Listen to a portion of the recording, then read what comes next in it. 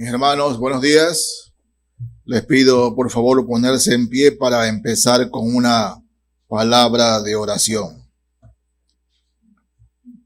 Nuestro buen Dios, nuestro Padre Celestial, Padre amado, Padre eterno, Padre de toda gracia. Señor, te adoramos, te alabamos y te bendecimos, porque eres el único que merece toda la gloria, toda la honra, todo el honor. Eres el único merecedor de alabanzas y adoración, Señor. Gracias, Padre, por darnos todo sin merecer nada. Una salvación tan grande en tu Hijo, nuestro Salvador y Señor Jesucristo, en quien tenemos redención de pecados y vida eterna. Gracias, Señor, por poder reunirnos en tu nombre para meditar y escuchar tu palabra. Por eso, Padre, en esta mañana pedimos que el Espíritu Santo sea enseñándonos tu palabra a fin de ponerla por obra. Quita todo estorbo, toda distracción, toda molestia que el enemigo quiera interponer para estorbarnos, Señor. Sí, amado Dios, que el poder del Espíritu Santo sea en esta mañana implantando tu palabra en nuestros corazones.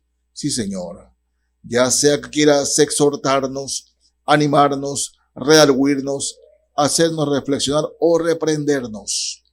Pero Padre que estás en los cielos, háblanos en esta mañana. Padre, oramos por nuestras autoridades, por el caballero presidente de la República, sus ministros, sus colaboradores, gobernadores, jueces, alcaldes, prefectos, toda persona puesta en autoridad o en eminencia. Oramos, Señor, que el evangelio de nuestro Salvador Jesucristo llegue a ellos para que en y de verdad puedan dirigir con acierto los destinos de nuestro país. Asimismo, Señor, oramos e intercedemos por todas aquellas personas y hermanos en Cristo que están padeciendo de esta enfermedad, Padre, y de toda enfermedad. Que tu mano de gracia sea con ellos, Señor, que este virus, tú eres el que nos limpia, Padre, no el hombre. Por eso rogamos, Señor, que pongas tu mano sanadora sobre tus hijos y por aquellos que están padeciendo, Padre, que recuerden que tú eres el Dios salvador y sanador, y que deben acudir a ti para que tengan no solamente sanidad de sus cuerpos, sino sanidad de sus almas. Padre, mañana, aquí en tu presencia, pedimos, Señor, que todo lo que se haga sea para la gloria y honra de tu santo y bendito y precioso nombre. En el nombre de Jesús te lo pedimos. Amén y amén. Hermano, por favor, tomen asiento. Bueno, cuando leemos la palabra de Dios, nos acercamos a la Biblia, nos convencemos de que el Señor tenía un plan perfecto para Adán y Eva. Un plan perfecto. Sí, el plan de Dios era que Adán y Eva estuviesen con él por la eternidad y disfrutaran de todo lo que él había creado para Adán y Eva. La relación con Dios era perfecta, perfecta. El hombre gobernaba sobre la tierra, gobernaba sobre todo lo creado por Dios, porque lo que Dios creó fue para el hombre. Los animales, las plantas, todo creado para el hombre. Exactamente para él. No es coincidencia, mis hermanos, que nuestro planeta se halla en un lugar donde sea posible la vida. Ustedes saben que si nosotros tuviésemos 100 kilómetros más cerca que la luna, fuera imposible la vida. O 200 kilómetros más cerca del sol, fuera imposible la vida. O sea, Dios hizo todo perfecto para que el hombre habitase esta tierra y tenga comunión con él. Todo perfecto para él. Adán hablaba con Dios, Eva hablaba con Dios sin ningún problema. Pero le dijo, todo esto es tuyo. Todo. Eres el Señor de todo. Dios le dijo al hombre, todo. Pero de ese árbol de allí, no tomes fruto. No tomes de ese fruto. No lo tomes. Y durante un tiempo, Adán y Eva obedecieron. Pero la serpiente, ¿no? El que no es como la conocemos ahora. La serpiente era un animal hermoso, muy hermoso. Caminaba la serpiente, tenía piernas, ¿no? O patas, como ustedes quieran llamarlo. Pero caminaba allí. Y quizás era el animal más hermoso sobre la tierra. Y Satanás utiliza a la serpiente para acercarse a Eva y, ¿no?, meterle ese bichito. ¿Con que Dios os ha dicho? ¿Con que Dios dice eso? Mira, Él no quiere que seas, ¿no?, tengas el poder que Él tiene. Eso es lo que no quiere Dios. Por eso te lo prohíbe. Y Eva fue y le dijo a Adán, mira lo que me dijo la serpiente, que lo que Dios no quiere es que seamos tan poderosos como Él. Eso es lo que le dijo la serpiente, que comamos de ese fruto nomás, que no hay problema,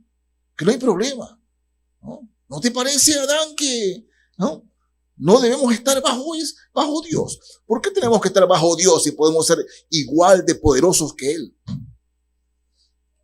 Y Adán se dejó convencer de su mujer.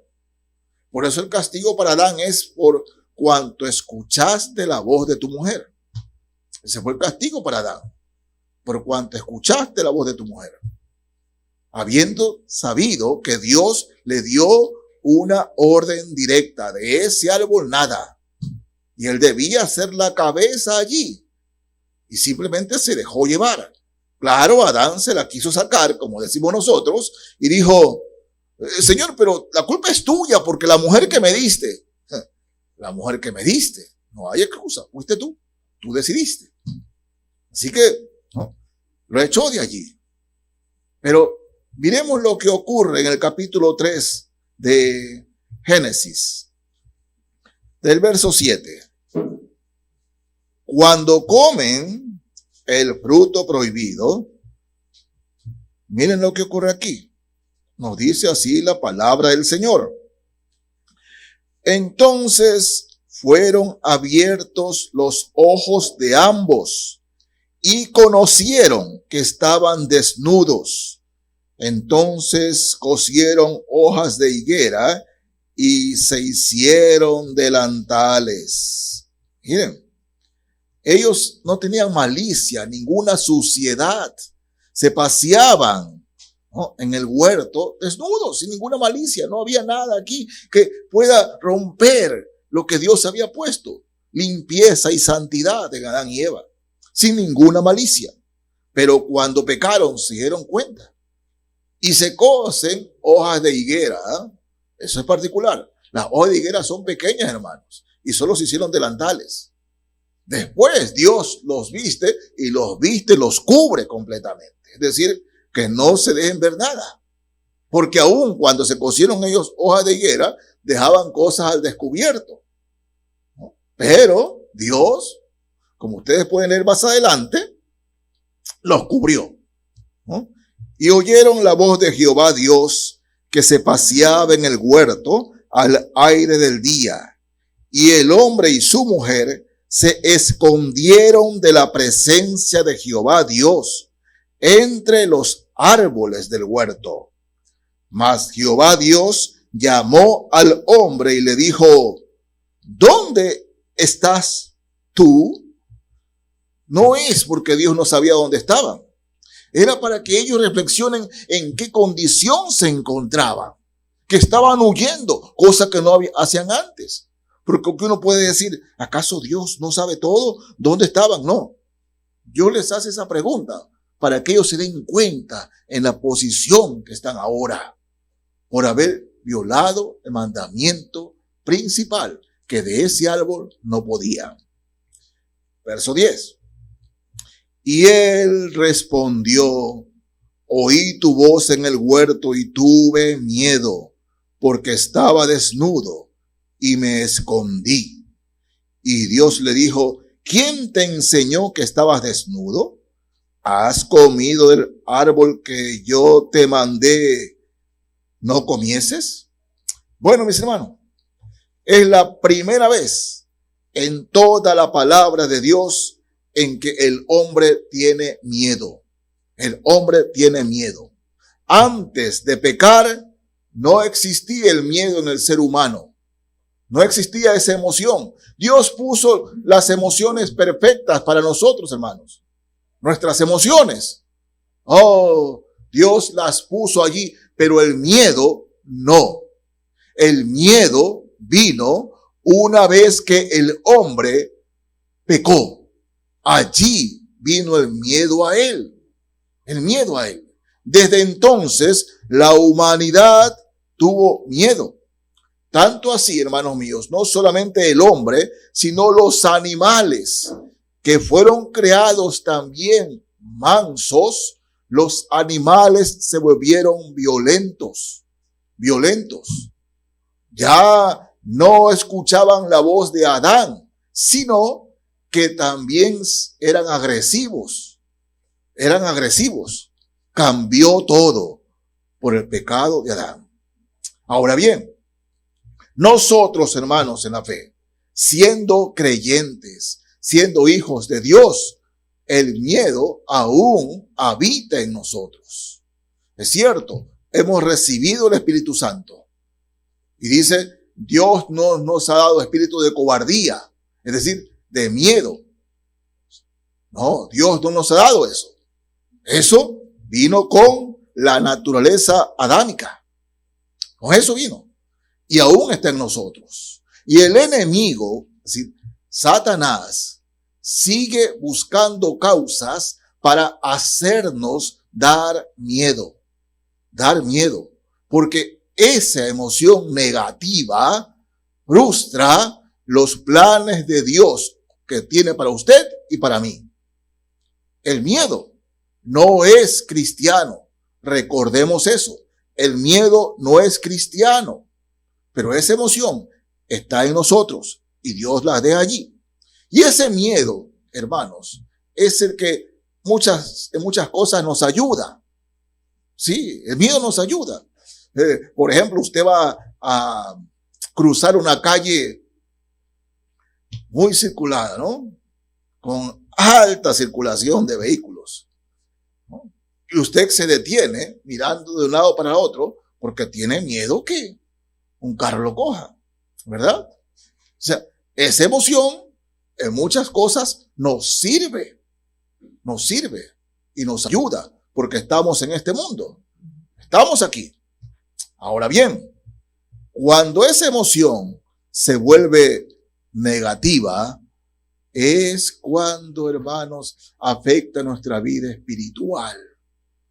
¿Y cuánto la afecta? Esta pandemia, escuché a un hermano en la fe predicando y digo, no puede ser. En el amor de Dios no puede ser. Que esta pandemia, ¿no?, ha sido algo que Dios ha permitido para hacer que la iglesia sufra un daño y que ese daño, escúcheme, que ese daño, ¿no?, haga reflexionar a los cristianos. Yo no creo eso, hermano. No creo eso. Más bien creo que lo que en este año, ¿no?, nosotros comenzamos este año 2020, no aquí en Guayaquil, estábamos en Salinas. Y pensar que al iniciar este año, ¿no?, el virus ya estaba circulando en el 2019, desde noviembre. en el mundo desde noviembre. ¿Qué ocurrió, mis hermanos? Que al escuchar lo tan fuerte que vino marzo, abril, tanto, ¿no? Muchos cristianos nos preguntaban, Señor, ¿qué pasa? ¿Qué pasa, Señor? ¿Qué sucede? ¿No? Muerto por aquí, muerto por acá. ¿Qué sucede, Señor? ¿Y eso qué pasó? Hizo que muchos cristianos tengamos miedo. Y me incluyo. Digo, Señor, ¿qué está pasando? ¿Qué está ocurriendo? Porque eran de 80 a 100 muertos diarios. ¿No? Esa era la verdad, hermanos. Entonces, ¿qué pasó? Y eso hizo que nos acercáramos más al Señor. Señor, ¿qué está pasando? En oración y al abrir su palabra. Ese debe haber sido la reacción de un cristiano. Acercarse al Señor, abrir su palabra y hablar con Él. Y recibir de su palabra la iluminación y la fortaleza que el cristiano, hermanos, recibe. O debe recibir. Pero ¿qué ocurrió? Muchos cristianos cerraron la palabra. No hablaban con Dios. A no ser que era Señor, ayúdame. Pero no le hablaron con el Señor. Y dejaron que el miedo, ¿no? llene esos corazones. Llene esos corazones. Hermanos, sí, la primera reacción, el miedo. Pero la segunda reacción, Cristo está con nosotros. El Señor está con nosotros. Y en su palabra, varias veces vemos. Vamos al libro de Isaías. Isaías, capítulo 8 del libro de Isaías. Miren, está siendo amenazado el pueblo del Señor, ¿no? Judá está siendo amenazada. Bueno, y tienen mucho miedo de lo que pueda suceder. Mucho miedo. Pero Isaías les dice lo siguiente. Isaías 8, versos 11 al 13. El profeta Isaías. Porque Jehová me dijo de esta manera, con mano fuerte, y me enseñó que no caminase por el camino de este pueblo, diciendo, no llaméis conspiración a todas las cosas que este pueblo llama conspiración, ni temáis lo que ellos temen, ni tengáis miedo. Miren, traigámonos al tiempo de la iglesia. Les dice, no tengan miedo, no llamen lo que está sucediendo en el mundo para que ustedes también tengan miedo. No tengan miedo de eso. No llamen que sí, que Satanás. No tengáis miedo. El mundo puede decir una cosa, pero escúchenme, sigo leyendo, verso 13. A Jehová de los ejércitos, a él santificad. Sea él vuestro temor y él sea vuestro miedo. Sea él vuestro temor y sea él vuestro miedo. ¿Saben lo que les está diciendo? Ustedes no tienen que tener miedo de todo lo que pase allá afuera, de las amenazas del mundo y todo eso, del virus, todo lo que ocurre. No tengáis miedo de eso. Sea Jehová vuestro temor, sea Dios vuestro miedo. Es decir, sea su palabra. Creámosle al Señor, creámosle a Dios.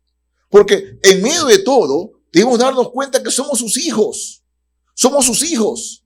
Y nada de lo que le ocurre a sus hijos, nada es por gusto. Dios permite pruebas, permite dificultades en este mundo al cristiano. Pero Dios nos dice, créanme, yo estoy con vosotros. A Él, temed a Él, de agradarle a Él. No tengáis miedo del mundo. Jesús lo dice también y dice, manifiesta, no temáis a los que matan el cuerpo, mas el alma no pueden matar. O sea el Señor a quien podemos agradar y a quien debemos hacerlo. Es lo que Isaías manifiesta, ¿no?, a los creyentes. No tengáis miedo de lo que dice el mundo. No tengáis miedo de las noticias. Sí, hay que ver las noticias, hay que leerlas. Pero nunca ponga eso por encima de la palabra de Dios. Nunca lo haga. Primero Dios, su palabra. Y si Dios dice en su palabra que estoy en sus manos, estoy en sus manos. Y de ahí nadie me va a sacar. Eso lo dice Él. Miren, en Marcos, Evangelio según San Marcos, capítulo 4 de San Marcos. Este episodio realmente es hermoso. A mí me encanta. Y creo que a ustedes también. Marcos 4. Leo desde el verso 35. Dice así la palabra del Señor. Aquel día, cuando llegó la noche, les dijo, pasemos al otro lado. Y despidiendo a la multitud, le tomaron como estaba en la barca, y había también con él otras barcas. Pero se levantó una gran tempestad de viento y echaba las olas en la barca, de tal manera que ya se anegaba. Y él estaba en la popa durmiendo sobre un cabezal. Y le despertaron y le dijeron, maestro, ¿no tienes cuidado que perecemos? Y levantándose, reprendió al viento y dijo al mar, calla, enmudece. Y cesó el viento. Y se hizo grande bonanza. Y les dijo, ¿por qué estáis así, amedrentados? ¿Cómo? ¿No tenéis fe? Entonces temieron con gran temor y se decían el uno al otro, ¿quién es este? Que aún el viento y el mar le obedecen. Es extraordinario, hermano. ¿No? Miren, les hablaba que terminamos el año, comenzamos este año en Salinas.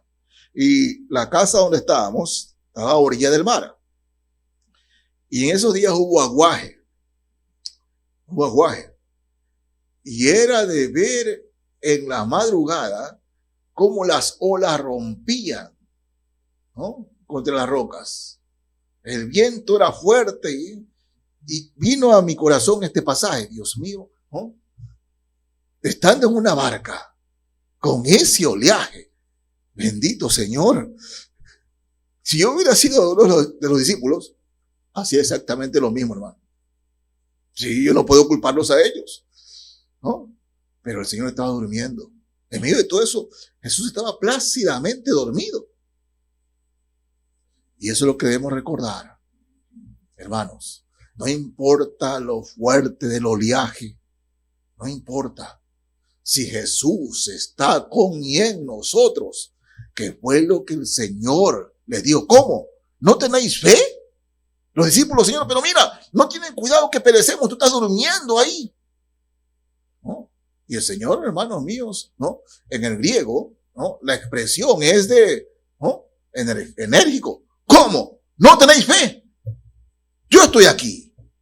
Y se levantó el Señor, calla al mar, cálmate. Y el mar se aquietó.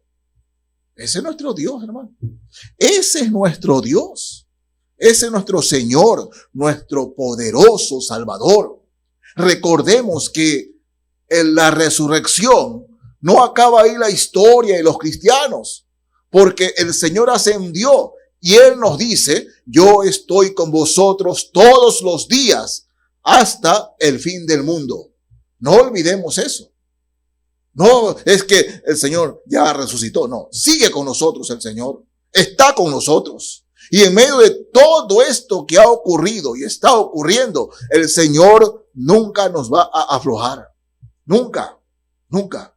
Vean, no sé si ustedes vieron en un noticiario que un dueño de un perro, ¿no?, el perrito tenía 2 años, y se le perdió el perro. Y él estuvo buscando y no lo encontró. Ya ha sido por vencido, ya el perro no venía. Y un día, con la esposa, paseando en el parque, la esposa y su hijo, ¿no?, ven a un perro igualito, idéntico. Y ellos se quedan mirando y lo llaman por el nombre al perro. Y el perro, fíjense, 3 años, el perro se vuelve y corre a donde ellos. Pero un señor lo llevaba sujeto. Y lo ven. Entonces se le acercan: señor, usted es dueño de ese perro. Sí, este perrito es mío, ¿no? Dice: ¿y cómo? ¿Desde cómo usted lo tiene? Bueno, yo lo encontré. Dice: ese es nuestro perro. Ah, no, le dice, no. Yo tengo mi perro, lo he criado y no. Bueno, fueron a los tribunales, hermanos. Fueron a los tribunales. El dueño original, ¿no?, quería a su perro, pero el dueño que ya lo había criado 3 años, ¿no?, también. Entonces el juez le dice: ¿no?, pone el perro en medio, cada uno a 3 metros. Que los dos lo llamen al mismo tiempo. A ver, ¿dónde vive el perro? ¿Saben? El perro fue a su amo original. ¿Sí? Vivió más años, o sea, había vivido 3 años con el nuevo dueño. Y 2 años con aquellos que lo criaron desde que era un perrito, ¿no? Chiquitito. Pero el perro fue donde ellos. Hermanos, ¿no?, amados, porque esos eran sus amos. Esta pandemia nos ha hecho ir a nuestro amo, nuestro Adonai, nuestro dueño, que es el Señor. Por tanto, no esta vez este año ha sido perdido, no. Este año nos ha hecho acercarnos más a su palabra. Este año nos ha probado nuestra fidelidad al Señor. Este año, hermanos míos, hemos tenido más tiempo para orar y leer su palabra. Así es. No es un año perdido, no es un año fracasado. Y si es un año de fracaso, será para aquel que se ha ido tras el mundo, cerrando la palabra del Señor. Pero para el cristiano, no. El cristiano, hermanos míos, este año nos deja más fortalecidos en la fe y la confianza. Y así debe ser. Así que no digamos que este año ha sido un fracaso para la iglesia, ni para nosotros. No lo ha sido. No lo ha sido. Porque, mis hermanos, Dios nos ha descubierto en fidelidad y en su amor a nosotros. Nos ha guardado, nos ha protegido y lo va a seguir haciendo.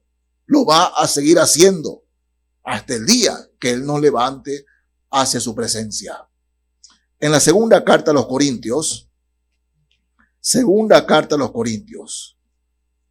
fíjense, hermanos, voy a leer aquí del capítulo 4 de la segunda carta a los Corintios, los versos 17 y 18.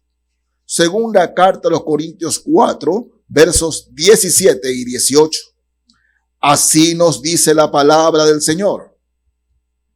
Porque esta leve tribulación momentánea produce en nosotros un cada vez más excelente y eterno peso de gloria. No mirando nosotros las cosas que se ven, sino las que no se ven. Pues las cosas que se ven son temporales, pero las que no se ven son eternas. Bien, nos dice aquí el Señor. No miren ustedes las cosas que se ven, ni escuchen, presten atención a las cosas que oímos, ¿no?, del mundo y todo eso. Mis hermanos, amados, todo lo que está ocurriendo, ¿acaso no está profetizado? Claro, no esperábamos que eso sea para nuestra generación. O sea, bueno, se pasará después de unos años. Y así piensa el mundo, ¿no? Pero esto que está ocurriendo, hermanos, está escrito. Está escrito. Sí, está escrito.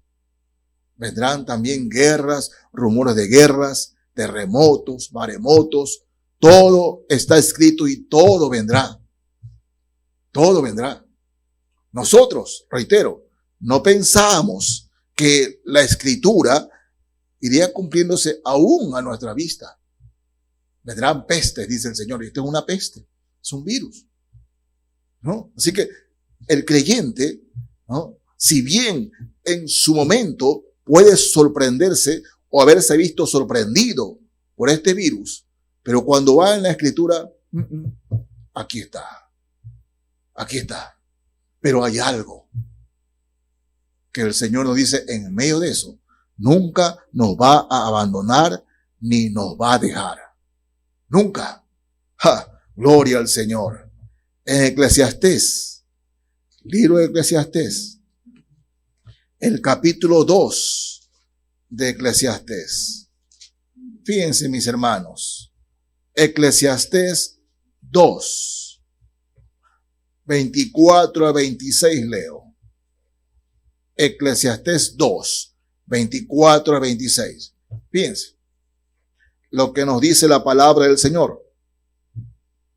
No hay cosa mejor para el hombre, sino que coma y beba y que su alma se alegre en su trabajo. También he visto que esto es de la mano de Dios, porque ¿quién comerá y quién se cuidará mejor que yo? Porque al hombre que le agrada a Dios, o mejor dicho, al hombre que le agrada, Dios le da sabiduría, ciencia y gozo, mas al pecador da el trabajo de recoger y amontonar para darlo al que agrada a Dios. También esto es vanidad y aflicción de espíritu. Vean, mis hermanos, ¿no? El mundo puede decir lo que sea, pero el Señor nos dice aquí que no hay cosa mejor que deleitarnos en lo que Dios nos ha dado. Deleitarnos, porque todo lo que tenemos, podemos pensar que nuestra sabiduría, nuestra sagacidad, nuestra preparación, ¿no?, nuestro intelecto, ¿no?, y que soy yo mejor que otros, podemos pensar que tenemos las cosas que tenemos porque así somos. No, hermanos, no.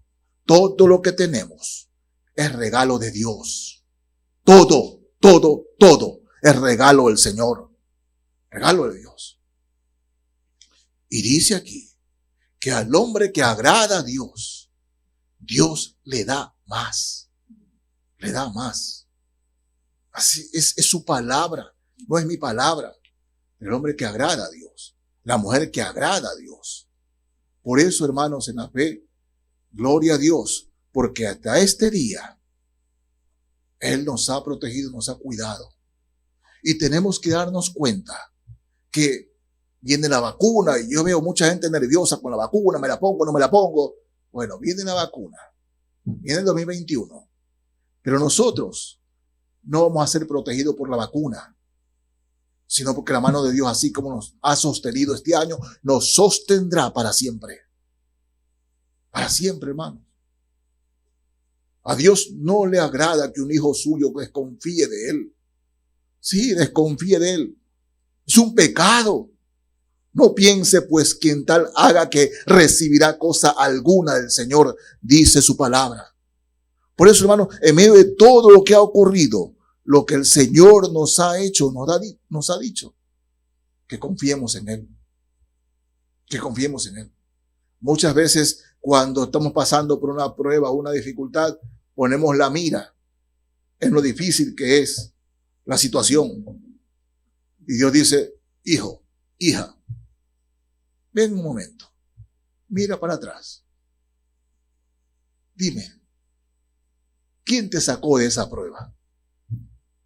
¿Quién te sacó de esa dificultad? ¿Quién fue el que te dio? El que te cuidó, el que proveyó todo. ¿Quién? Ahora, ¿tienes miedo de lo que viene? No. Si no te dejé antes, nunca te dejaré. Nunca estarás solo. No te desampararé, ni dejaré, dice la palabra de Dios. Y esa es nuestra confianza, hermanos. Esa es nuestra confianza. Que Él no nos va a desamparar. No lo ha hecho y no lo hará. Nosotros hemos sido infieles, pero Él permanece fiel. Él es fiel. Él no puede negarse a sí mismo, dice su palabra. Él no puede negarse. Él no puede negar lo que es. Él es fiel. Él es fiel. Por tanto, hermanos en la fe, con todo en el amor del Señor, ¿no? Nos quedan pocos días de este año 2020. ¿No? No sé qué ha pasado, ¿no? Pero todavía no escucho algo oficial, ¿no? Que se prohíban quemar años viejos. Pero este año sí queremos quemarlo con ganas, ¿verdad? O sea, sí queremos, ¿no? Meterle 100 camaretas si es posible, ¿no? Bueno, porque han partido amigos queridos, amigos amados, partieron. Pero hermanos, veamos las cosas de esta manera. El Señor, siendo creyente, se los llevó. Y otros, bueno, simplemente no quisieron tener al Señor. Así es, ¿no? En el libro de Habacuc, hermoso episodio que conocemos, hermanos. Habacuc capítulo 3. Ustedes recuerdan cuando Moisés, ¿no?, muere. Bueno, todo el recuerdo de los hijos de Dios, ¿no?, que venía Faraón con todas sus tropas venía Faraón, con todas sus tropas. Y Dios, por medio de Moisés, les había dado promesas de que los iba a liberar. Era la promesa de Dios. Dios les dice por medio de Moisés: miren, esos egipcios nunca más ustedes lo verán. Y creyeron los israelitas y fueron huyendo, cuando de repente se encuentran frente al Mar Rojo. Ahí está. Y atrás estaban los egipcios con todas las armas para matarlos. Con todas las armas para matarlos. Recordemos que los israelitas no eran pueblo de guerra. Eso recordemos. No lo eran. Los egipcios sí. Entonces cuando ven el Mar Rojo, ¿dónde nos vamos? Y atrás los egipcios que quieren matarlos empezaron a decir cosas. Los traíste aquí con Jehová tu Dios, y bueno, toda clase de cosas, a quejarse. Pero hermano, abriré ríos o caminos en la soledad, dice su palabra. Cuando no, la situación no la vemos, si Dios está con nosotros, ¿quién contra nosotros? Moisés, alza tu mano. Abrió el mar y pasaron en seco. No había camino, no había solución. ¿Por dónde nos vamos? ¿A dónde huimos? El Señor abrió el mar y pasaron en seco. Aquí en Habacuc hay un episodio parecido. Se ve invadido el pueblo, invadido tremendamente. Y ellos, muchos muertos a espada. Se los llevan a llevar como esclavos. Y Habacuc escribe esto, que es un cántico que a menudo cantamos. Capítulo 3 de Habacuc. Leo el verso 17 al 19. Así nos dice la palabra de Dios. Aunque la higuera no florezca, ni en las vides haya frutos, aunque falte el producto del olivo, y los labrados no den mantenimiento, y las ovejas sean quitadas de la majada, y no haya vacas en los corrales. Con todo, yo me alegraré en Jehová, y me gozaré en el Dios de mi salvación. Jehová, el Señor, es mi fortaleza, el cual hace mis pies como de ciervas, y en mis alturas me hace andar. Hermano, esta es la fe que necesitamos. Esta es la fe La confianza, aunque la higuera no florezca, ni en las vides haya frutos, aunque falte el producto del olivo y los labrados no den mantenimiento, y falte la carne de las vacas, aunque no, yo me alegraré en Jehová y me gozaré en el Dios de mi salvación. Hermanos míos, la palabra fracaso es prohibida para el cristiano. No somos fracasados, somos hijos de Dios. El justo por la fe vivirá, y si y si retrocediere, no agradará a mi alma, nos dice el Señor. Por tanto, para atrás. Extendámonos a lo que está delante. Dios sigue teniendo un plan maravilloso para cada uno de nosotros. Estamos en sus planes, estamos en sus manos. Los fracasados son aquellos que simplemente han ido tras el mundo, cerrando su palabra. Pero en Cristo Jesús somos más que vencedores. Llegamos al 2021 con su misericordia y su bondad. Y el 2021, mientras esté la mano del Señor con nosotros, siempre estaremos bendecidos, protegidos y guiados por su misericordia, por el poder del Espíritu Santo. Hermano mío, con todo mi corazón, que el Señor les bendiga y su palabra permanezca en todos nuestros corazones. Amén.